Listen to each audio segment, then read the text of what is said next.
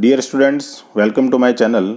आज जिस टॉपिक के बारे में हम बात करेंगे वो है Meta centre of floating bodies यानी तैरते हुए पिंडों का अपलव केंद्र। तो पिछले वीडियो में जो हमने क्वेश्चन डिस्कस किया था उसके कंटिन्यूएशन में ये वीडियो है। तो अगर आपको पहले जो मेटा सेंटर है उसका अगर बेसिक समझना है तो आप प्रीवियस वीडियो को कंसिडर कर सकते हैं।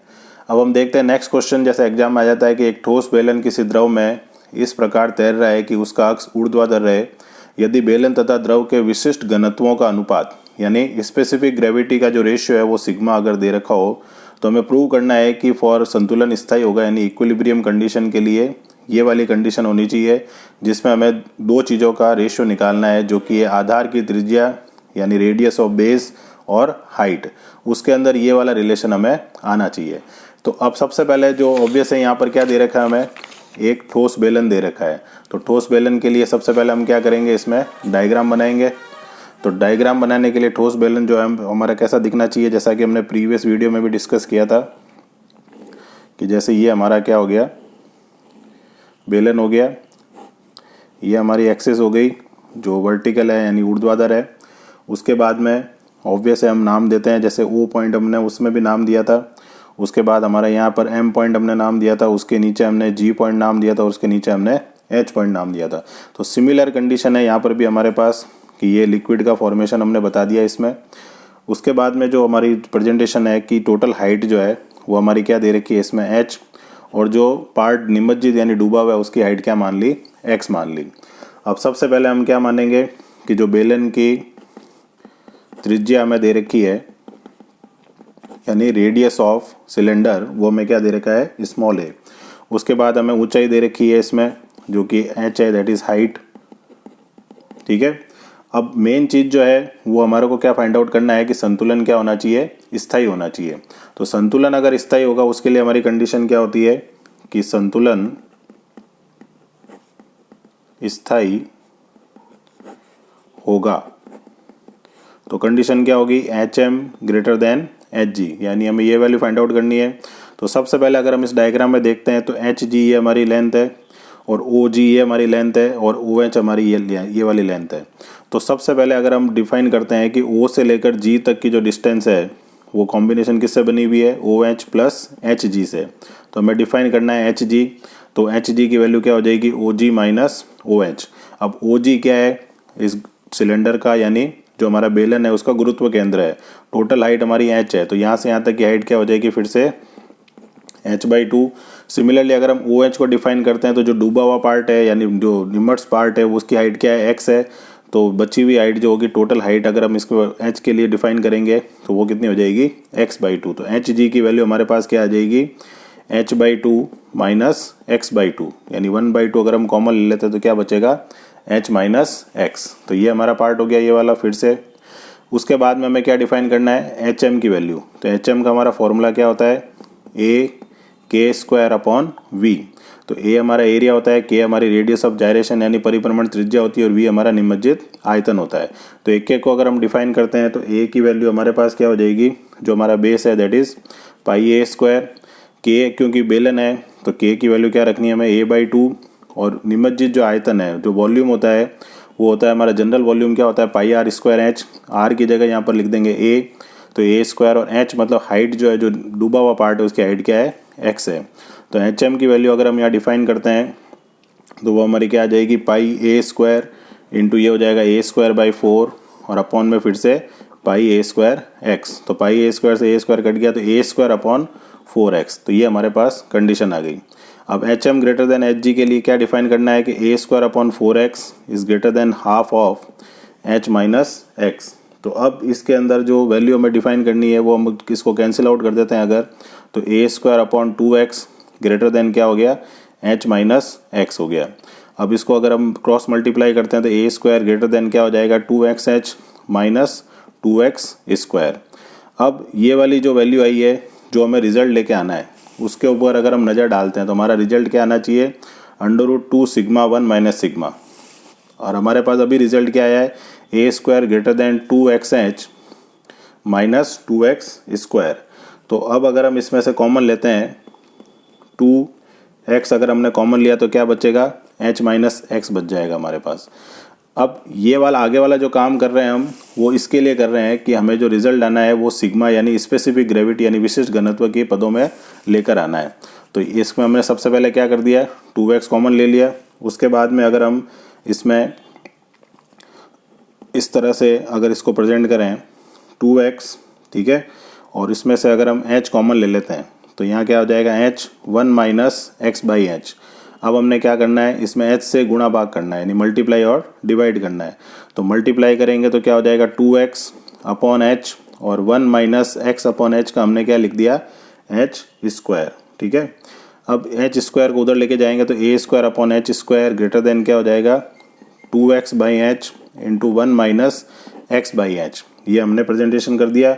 अब यहाँ पर हमें क्या करना है, a हमारी क्या है रेडियस है, h हमारा क्या है हाइट है, इसी का रेशियो निकालना है। लेकिन इसको किसके टर्म में निकालना है, हमें विशिष्ट डेंसिटी यानी उसके घनत्व के पदों में निकालना है। तो अब लास्ट काम जो हमारे पास बच गया है उसमें हम क्या करेंगे, विशिष्ट घनत्व का अनुपात निकालेंगे। तो उसके लिए हमारी कंडीशन क्या होती है कि जब भी कोई चीज़ अगर तैरती है तो उसके लिए कंडीशन क्या होती है कि बेलन का जो भार है यानी वेट ऑफ सिलेंडर वो किसके इक्वल होना चाहिए, जो विस्थापित द्रव का भार है, विस्थापित द्रव का भार यानी वेट ऑफ डिस्प्लेस्ड लिक्विड। तो ये हमारी कंडीशन होती है कोई भी बॉडी के लिए। तो अब बेलन का भार की अगर हम बात करें तो हम क्या लिखेंगे, पाई जो हमारा रेडियस है आर स्क्वायर, ठीक है, और h into rho 1 into G. तो ये हमारा बेलन का भार हो गया। और यहाँ पर अगर हम लिखते हैं तो pi a square X rho 2 into G. तो रो 2 जो हो गया वो द्रव का घनत्व हो गया, विशिष्ट घनत्व स्पेसिफिक ग्रेविटी, बेलन का स्पेसिफिक ग्रेविटी क्या हो गया रो 1। पाई आर स्क्वायर एच जो हो गया हमारा क्या हो गया यहाँ पर वॉल्यूम हो गया, किसके लिए बेलन के लिए जो कि हाइट h का है। विस्थापित द्रव क्योंकि जो भरा हुआ द्रव था वो x हाइट तक था तो पाई a स्क्वायर एक्स, ये हमारा क्या हो गया विस्थापित द्रव के लिए वॉल्यूम हो गया। अब अगर हम इसमें कैंसिल आउट करते हैं तो पाई से पाई हमारा कैंसिल आउट हो जाएगा, जी से जी कैंसिल आउट हो जाएगा, ठीक है। तो क्या बचेगा हमारे पास, अगर हम x बाय अपॉन एच का रेशियो निकालते हैं तो x अपॉन एच बराबर क्या रह जाएगा रो 1 upon rho 2 that will become sigma, ठीक है। ये हमारे पास रह गया। तो x अपॉन एच की जगह हम क्या लिख सकते हैं, सिग्मा लिख सकते हैं। तो अब अगर हम ध्यान से देखते हैं इसमें तो हमारे पास जो रिजल्ट आया था वो क्या था, a square upon H square greater then 2x by H. तो x बाई एच की जगह क्या लिखा जा सकता है, सिग्मा लिखा जा सकता है। तो 2 सिग्मा 1 माइनस सिग्मा। अब क्योंकि यहाँ पर जो रिजल्ट है वो अंडर रूट में है और यहाँ पर हमारे पास क्या आ चुका है स्क्वायर आ चुका है, तो हम इसका क्या ले सकते हैं अंडर रूट ले सकते हैं। तो ये हमारा क्या हो जाएगा फाइनल आंसर, ठीक है। नेक्स्ट क्वेश्चन देखते हैं अब इसके बाद में।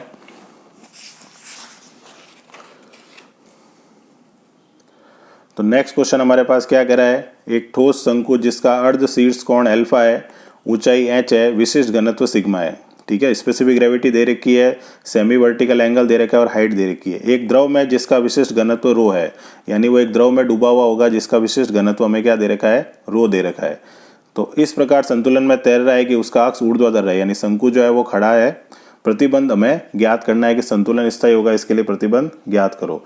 तो जब भी इस तरह का क्वेश्चन आएगा तो ऑब्वियस है, अभी तक जो हम क्वेश्चन डिस्कस कर रहे थे उसमें सिलेंडर यानी बेलन था, अब हमारे पास क्या आ गया है, शंकु आ गया है। तो शंकु के लिए हमें शंकु का डायग्राम बनाना पड़ेगा। तो शंकु के डायग्राम के लिए सबसे पहले अगर हम बात करते हैं तो शंकु का जो अक्ष है वो ऊर्ध्वाधर है, यानी वर्टेक्स जो है एक्सिस जो है वो वर्टिकल है।